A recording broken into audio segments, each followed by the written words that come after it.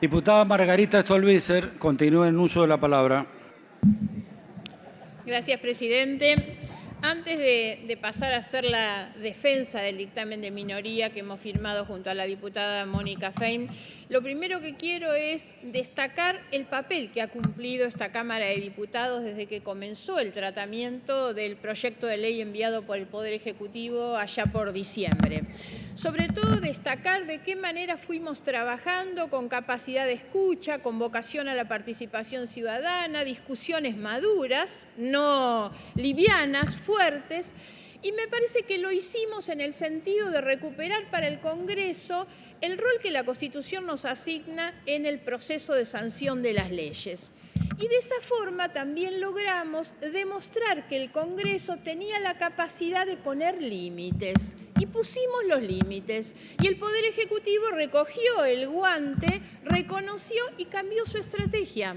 Pasó del insulto y la confrontación a un trabajo que se vino haciendo, conversando, escuchando, modificando también, y entonces pudimos salirnos de ese proyecto, ese mamotreto que teníamos en el mes de enero, febrero, con cuestiones que eran tan absurdas, inaceptables como ilegítimas y dañinas. Un proyecto que contenía desde los recortes para sostener leyes de protección del ambiente o de distintos ámbitos de la cultura, mezcladas con las reformas a los códigos de fondo, el intento de darle legitimidad a la represión de la protesta social, una cantidad de artículos y de cuestiones que hacían de eso una cuestión realmente invotable. Y hoy llegamos entonces a tener un dictamen sobre el cual vamos a marcar, por supuesto, nuestras múltiples y profundas diferencias, pero sin embargo un dictamen acotado, que termina haciendo y aceptando lo que les planteamos desde el primer día. El proyecto y el reclamo que le hacíamos al presidente de la Nación era desmalezar todo eso que sobraba, que estaba de más, y abocarse justamente a pedirnos las herramientas que el Poder Ejecutivo necesita para enfrentar una situación de crisis y de urgencia que sí reconocemos. Y entonces les dijimos desde aquel momento, trabajemos sobre la emergencia económica, fiscal, financiera y desarmemos el resto.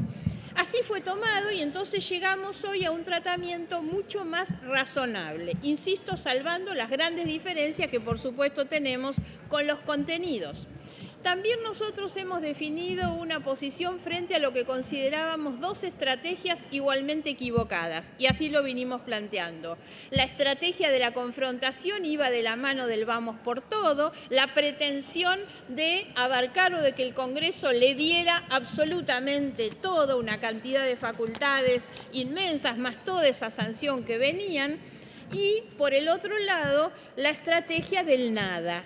Solamente la idea del rechazo total puede ser sostenido por aquellos que han sido responsables o cómplices de la generación de la crisis. Solamente aquellos que aceptaron y formaron parte del Estado como un botín de la política y utilizaron el privilegio de los espacios de poder para enriquecimiento personal son los que podrían estar diciendo, en esta Argentina no hay nada que cambiar. Y entonces promueven el rechazo a esta ley. Nosotros instalamos desde un comienzo la idea de que era necesario darle sensatez a un debate que empieza, antes que nada, por reconocer el estado de emergencia.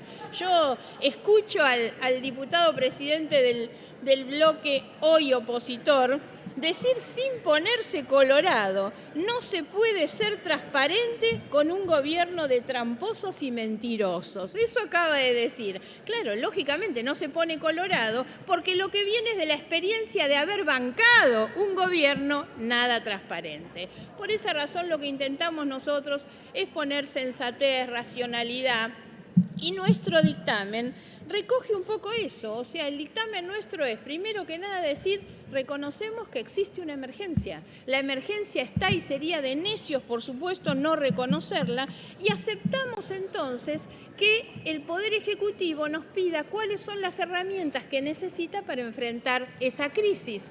Y eso es lo que decimos. Nosotros no nos negamos a discutir, al contrario, manden todas las leyes que necesiten, todas las herramientas que crean que este Congreso les debe aprobar y estamos dispuestos a discutirlas. Por lo tanto, lo que hacemos es acompañamos la declaración de la emergencia, pedimos un plan, porque lo otro que vemos en todo este proyecto es que esto carece de plan. No sabemos hacia dónde nos conduce el gobierno, con sus propias idas y vueltas, sus contradicciones, las confrontaciones que a veces son inentendibles. No sabemos a dónde nos llevan, porque no hay atrás de este proyecto de ley ningún plan de gobierno, ningún proyecto de país. Nosotros entendemos, por supuesto, que el nuevo gobierno necesita contar las herramientas para llevar adelante un plan, aunque nosotros no coincidamos con ese plan. Lo que necesitamos es que lo expliquen.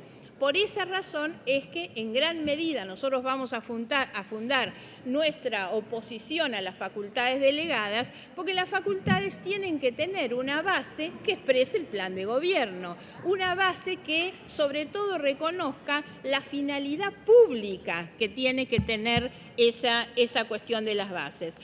Nosotros compartimos, y además hay algo que quiero decir que nos llama la atención, la emergencia que se ha hecho costumbre, por supuesto, en nuestro país, necesita siempre la delegación de facultades que exista una declaración de emergencia. Ahora llama la atención que el propio presidente, cuando habla días pasados, nos dice que todo está tan bien, gracias a él mismo, por supuesto, que prácticamente no deberíamos decir que tenemos una emergencia. Y el presidente nos cuenta que tiene un superávit, por supuesto ficticio para nosotros, pero está diciendo él mismo, ya esto no existe. Pero bueno, dejo esto como para el análisis. Sí digo, nosotros compartimos sin ninguna duda el objetivo del equilibrio fiscal. Lo que no compartimos de ninguna manera es que el equilibrio se pueda buscar a costa o sobre las espaldas de los sectores más pobres, de los sectores medios, que son sin duda los más perjudicados por las políticas de ajuste de este gobierno, y lejos del fin de los privilegios de los que tanto se habló, o lejos de poner fin a muchos de los negocios particulares, se siguen favoreciendo. ¿Qué cosa hay sino atrás de esta contradicción en la búsqueda del equilibrio y que paguen los que tienen que pagar? Por ejemplo, con la compra de los aviones. Se ha publicado hoy en el boletín oficial que se gastan $300 millones para comprar aviones de combate para la Argentina. Esto es absolutamente insólito, inaceptable, de un presidente que le dice a los jubilados, a los maestros, a los trabajadores, acá no hay plata. Están comprando $300 millones en aviones de combate, aviones viejos, por otra parte, de descarte en otros países y que nosotros estamos incorporando. No creemos, por lo tanto, en que las herramientas que el presidente pretende sirvan para acompañar la crisis. Podríamos entonces resumir nuestra posición. Declaramos la emergencia, acompañamos las herramientas que creemos que el presidente necesita en la medida en que nos las cuenten como parte de un plan, y proponemos un trabajo común, porque así funciona la democracia. El presidente parece no entender que el Congreso forma parte de las decisiones del gobierno, forma parte de las decisiones en el marco de una democracia y de un Estado de Derecho, en el que las leyes las sanciona el Congreso y el Ejecutivo lo que debe hacer es ejecutarlas. Y me parece que hacia ese camino es hacia donde deberíamos ir. Por eso proponemos, como dije, el trabajo común.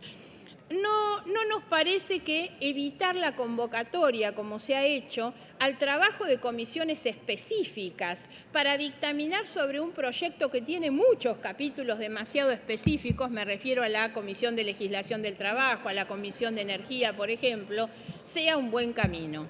Esto nos va a terminar llevando, obviamente la falta de convocatoria a esas comisiones ha sido también una falta de convocatoria a especialistas que pudieran venir a opinar, y eso nos lleva necesariamente a mayores riesgos sobre malos resultados.